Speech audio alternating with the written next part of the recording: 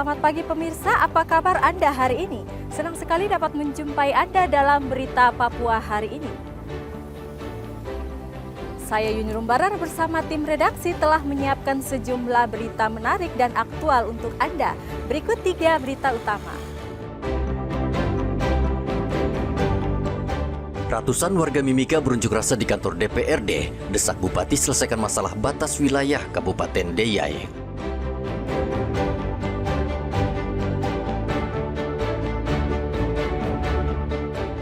Usai kematian ibu hamil, tim investigasi Mendagri bekerja cepat periksa rumah sakit yang tolak pasien.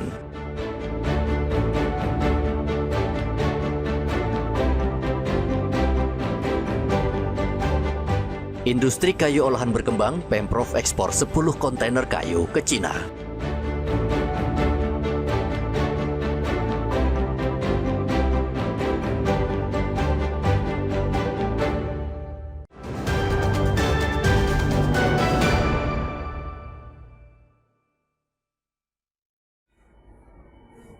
Pengurusan surat keterangan catatan kepolisian atau SKCK secara full online di Polres Merauke hingga kini belum dapat dilaksanakan.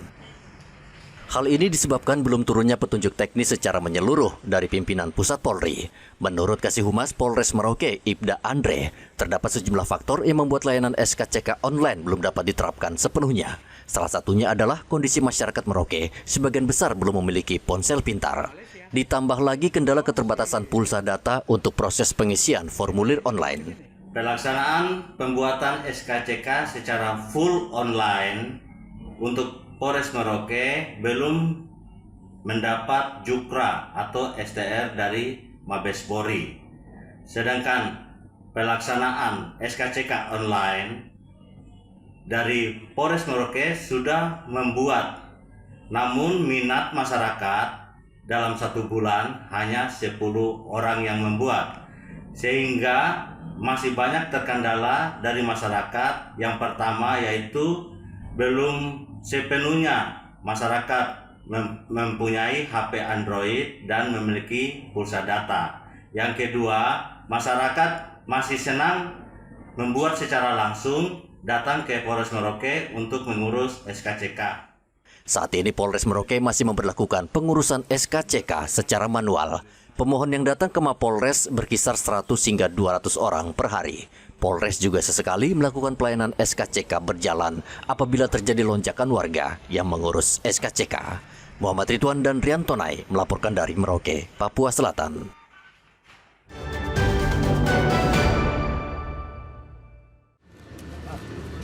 Pemerintah Provinsi Papua mengirim 10 kontainer kayu olahan dari Pelabuhan Jayapura menuju Shanghai, Cina pada hari Selasa. Ini membuktikan industri pengelolaan kayu di Papua semakin berkembang. Kayu olahan ini merupakan produksi perusahaan yang melibatkan orang asli Papua di bawah pengawasan Dinas Kehutanan dan Lingkungan Hidup Papua. Gubernur Papua Matius Fakiri mengatakan ekspor kayu olahan ini menunjukkan industri pengelolaan kayu di Papua mampu memenuhi permintaan pasar internasional. Selain itu, industri ini juga bermanfaat luas bagi masyarakat Papua karena menciptakan lapangan kerja bagi tenaga lokal dan meningkatkan pendapatan masyarakat. Ekspor kayu olahan ini menjadi bukti bahwa Papua terus bergerak maju dan mampu mengambil peran strategis dalam rantai nilai global. Bila selama ini Papua lebih banyak mengekspor bahan mentah, maka langkah hari ini menunjukkan bahwa kita telah berhasil meningkatkan nilai tambah melalui proses pengelolaan yang lebih modern. Dari Cina langsung masuk. Jadi kita nggak lewat Surabaya. Kalau ini kan transitment, tapi semua dokumen ekspor semua sudah dilakukan di Jayapura, di Papua. Jadi tercatat ekspor dari Jayapura, Papua, Indonesia, begitu. Bukan dari Surabaya lagi yang ini. Berapa kali, Pak? Sini sudah keempat kali ini, ya kan? Dalam 2 bulan ini, ya kan, kita pecah 4 kapal, begitu. Cina masih menjadi salah satu negara tujuan utama ekspor kayu olahan dari Indonesia, termasuk Papua. Permintaan yang terus meningkat membuka peluang Papua untuk memperluas pasar sekaligus meningkatkan volume ekspor di masa mendatang. Pemerintah memastikan seluruh kayu olahan yang diekspor telah melalui tahapan pemeriksaan, termasuk sertifikat verifikasi legalitas kayu. Pengawasan dilakukan secara ketat untuk mencegah perdagangan kayu ilegal. Hendra dan Rianto Naik melaporkan dari Kota Jayapura, Papua.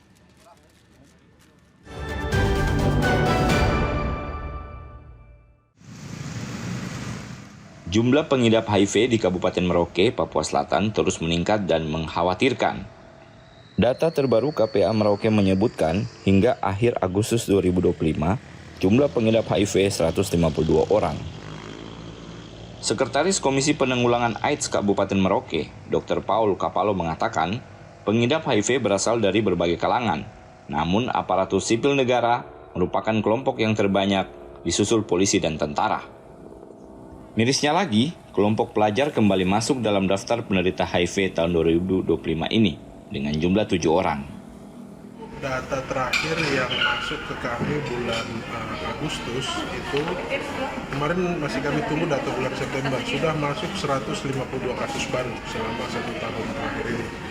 Sehingga memang kami KPA dengan kondisi yang ada dan melalui juga Ibu Ketua Harian, Ibu Wakil Bupati, berupaya untuk memperbanyak sosialisasi, baik dari segi anak-anak sekolah maupun masyarakat, dan melakukan pemeriksaan screening terhadap masyarakat Merauke.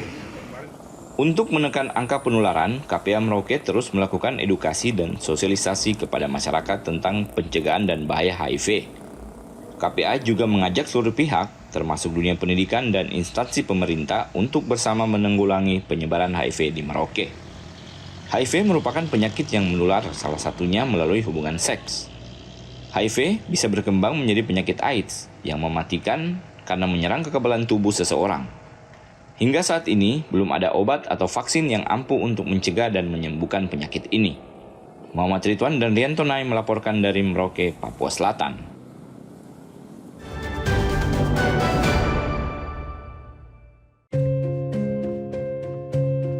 Masyarakat di Kabupaten Jayapura masih banyak yang belum tersentuh pelayanan kesehatan dasar. Di tengah kondisi tersebut, Polri tak hanya menjaga keamanan, tapi juga hadir membawa harapan melalui layanan kesehatan jemput bola. Jauhnya fasilitas kesehatan seperti puskesmas menjadi alasan Satgas Keladi Sagu Polres Jayapura bergerak. Sejak pagi buta, tim dokter klinik Polres Jayapura bersama tenaga kesehatan operasi Rasaka Kartens menyusuri sungai, melintasi jalan berbatu demi menjangkau warga di Kampung Toladan langsung ke rumah-rumah. Polisi secara khusus menyasar warga yang jauh dari Vaskes. Sesampainya di lokasi, mereka menemukan puluhan warga, mayoritas perantau dari Kabupaten Pegunungan Bintang. Hari-hari mereka diisi dengan berkebun. Namun di balik kehidupan sederhana itu, ternyata banyak yang menyimpan keluhan kesehatan. Ada bayi yang mengalami diare, anak dengan kaki luka, hingga ibu-ibu kekurangan vitamin. Seluruh warga diperiksa kesehatannya secara gratis. Meni Wisal, warga Toladan, tak kuasa menyembunyikan rasa haru.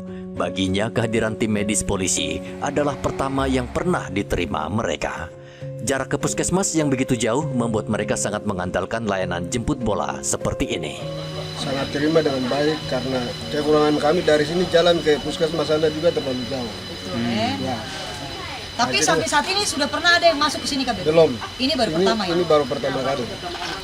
Karena kami sangat berterima kasih kepada Satgas apa namanya? Satgas Keladi Sagu Polda Papua. Keladi Sagu Polda Papua, Bapak Ibu yang sedang ada melayani kami pesan juga untuk ke depan nanti datang seperti itu lagi melayani kami supaya kami masyarakat yang tidak hadir pada hari ini juga mereka bisa datang untuk periksa begitu. Merasa bersyukur dan terima kasih yang sebanyak-banyaknya atas pelayanan Ibu dari pihak Polda. Kami di sini kan namanya warga kan sebagai kekurangan, jadi paling tidak kalau ada kunjungan dari ibu-ibu orang atau bapak dari Polda, kami rasa bersyukur sekali yang tanpa kami tidak bisa balas, cuma Tuhan yang akan membalasnya. Satgas Keladi Sagu juga menyalurkan obat-obatan, multivitamin, dan edukasi kesehatan langsung diberikan di tempat. Warga bahkan menyampaikan permintaan tambahan, termasuk kebutuhan kelambu dari Dinas Kesehatan. Semua itu banyak sekali penyakit. Hanya pada saat ini yang kami fokuskan itu pada yang pertama malaria, kemudian ada cacingan, sakit kulit, infeksi saluran pernapasan atas atau ISPA, kemudian yang satu lagi adalah stunting. Nah, pada kenyataannya di masyarakat pada saat kita turun lapangan itu bukan hanya penyakit itu saja yang kita temui. Salah satunya itu penyakit yang sering terjadi pada orang tua seperti sakit gula. Kondisi minimnya akses kesehatan di Papua menegaskan bahwa operasi Rasa Kakarten Satgas Keladi Sagu adalah program yang sangat dibutuhkan. Kehadiran mereka menjadi jembatan agar warga terpencil yang benar-benar membutuhkan pelayanan dapat terlayani. Arthur dan Riantonai melaporkan dari Kabupaten Jayapura, Papua.